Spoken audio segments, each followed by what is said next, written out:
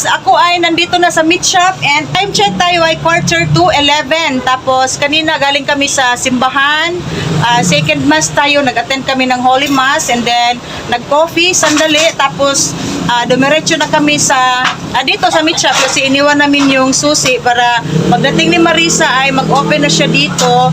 Tapos namili kami ng kaunting kulang sa sa Lots for Less kasi guys, alam nyo, mas mura lang ang mura lang ang kanilang sibuyas Bombay doon and ahos, yung garlic. 126 lang ang kanilang ang Bombay. Sa palengke ay 140 and then 126 yata yung ahos, yung garlic, and then sa palengke ay 150. So medyo mura sa Lots for Less, kaya nga lang ikaw pa ang maglinis kasi hindi malinis yung kanilang garlic and onions. Okay, at ito yung update sa ating sari-sari store. Wala ako dito whole day kahapon, Sabado, kasi nag-unwind kami ng aking mga sister. So nagbanding-banding muna kami and then ang lakas ng ulan. So gabi na ako nakauwi dito, 7:30 na ng gabi. So ako ang closer, si Mr. ay umuwi na sa bahay. And then, sa awa ng Diyos guys, no, kahit malakas ang ulan, nung tumila na ang ulan, ay yung mga customers natin ay namili doon ng mga wine and beer. Kaya nga naubusan tayo ng beer, no? Bisag gabiin namin naka-open sa tindahan pero nakahalin pag tama-tama lang. Okay. So ito guys ang ahos and Bombay sa Lots for Less. Mura lang.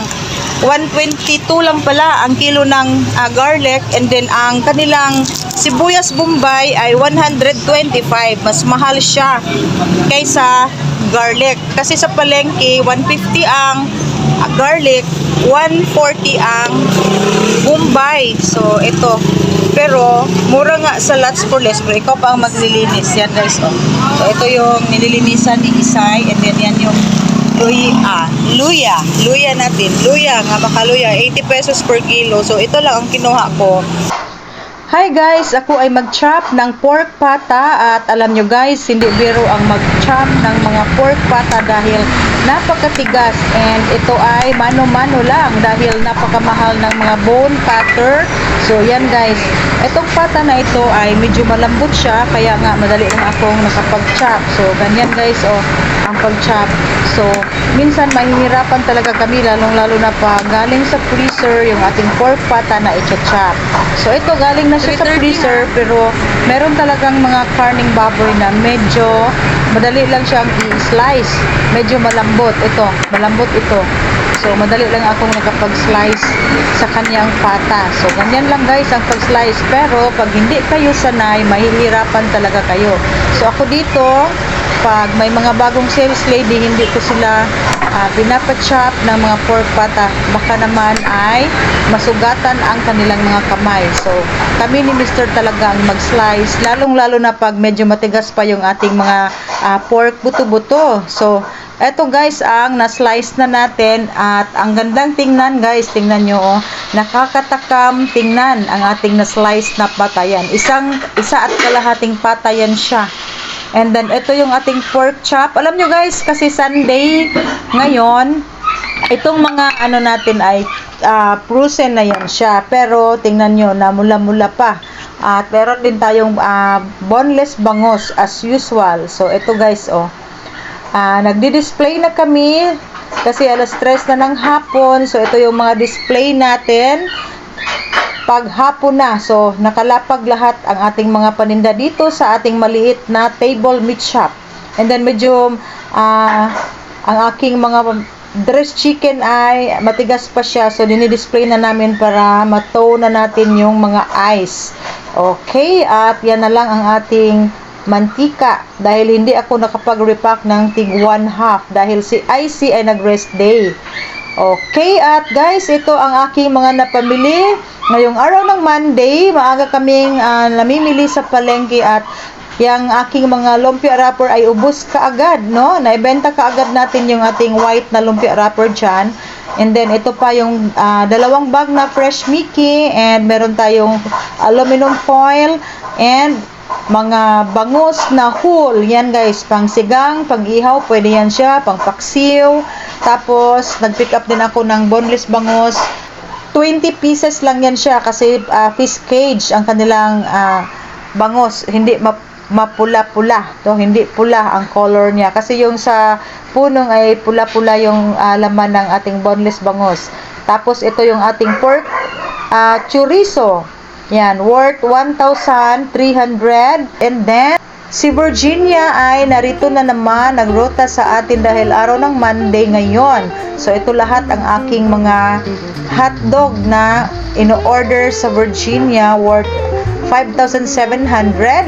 And then, dumating na din si Mr. Nag-pick up ng pork carcass sa S&R. So, si Mr. lang ang namimili doon kasi busy ako sa tindahan. And then, pag Monday kasi guys, ang daming stocks na i-deliver sa atin. Okay. Then, ito si Marisa. Noong Sunday, siya lang ang nag-duty. So, pagdating namin, ay may customer siya at hinahanap daw niya ang aking mga coins. Kasi guys, yung aking coins, pag mag-close na kami, ay itinatago ko yan siya. Kasi maraming 20 pesos na coins. So, itinatago namin yan ni Mr. So, meron daw siyang customers at hinahanap niya kung saan ko nilagay. So, mabuti na lang at nahanap niya, sabi niya. Dahil siya lang mag-isa at may susuklian. So, ito yung ating maliit na sari-sari store. At yan yung mga napamili namin sa NCCC at sa Lots for Less. So, yung wala sa NCCC, sa Lots for Less, ay pumunta kami ni Mr. sa NCCC. Yung dalawang carton guys, galing sa NCCC. And then, yung mga yellow na cellophane ay galing yan sa Lots for Less. So, namili lang ako ng kaunting groceries, mga kulang-kulang sa tindahan namin. So, kung ano lang ang kulang ay madali lang tayong makabili dahil malapit lang ako dito sa Lots for Less and NCCC. So, kaya nga guys, hindi natin napalago ng maigi ang ating groceries kasi ang kalaban natin dito, namin dito sa aming lugar ay mga wholesaler talaga. So, kaya nga kami ay meat shop dahil hindi na kami mabubuhay pag grocery lang, sari-sari store, konti lang ang ating ginansya and then malaki ang ating gastos, no? Habang lumalaki ang ating mga anak, lumalaki din ang ating gastos kasi nag-aaral na sila ng college. Okay guys, at dumating na rin ang aking order from Selecta Ice Cream kasi nagtaas guys ang presyo ng mga cornetto. So dati ay 384, ngayon ay 408 na ang puhunan sa isang case. Kaya nga nakapag-avail pa tayo ng all price. So nag-order ako ng 10 case na cornetto, pero dalawang flavor lang ang dumating, yung cookies and dream and chocolate. Tapos, yung mga tabs natin, ayaw ko na sanang mag-order guys. Kaya nga lang ay naubusan ako. So, yung mga stocks ko na medyo, na-stock ng medyo matagal-tagal na, mga ilang buwan na ay naibenta natin. So, sabi ko, hindi ako mag-order. So, eto guys, yung nasa box, nag-order ako ng 1.3 liters, mga assorted flavor na ito. And then, 750 ml ito. Merong 6 na half gallon ang out of stocks ang flavor niya. So, ito lang yung na-deliver sa atin ni Sir Oteps, yung aking dealer ng Selecta. And then, kanina ay namili ako ng kaunti guys kasi naubusan ako ng oyster sauce na maliit.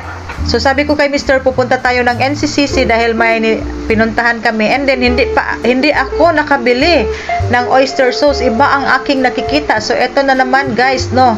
Kahapon lang, Sunday, ay naggrocery ako dito sa NCCC and sa Lots. Sa NCCC na malapit sa amin kasi dito ay ito yung NCCC Mall. So, NCCC pa rin. And then si Mr. ay bumili ng isang ulo ng kambing. Yan guys, so at ang mahal, 380 per kilo. And then yung mga laman ng kambing ay 580, napakamahal.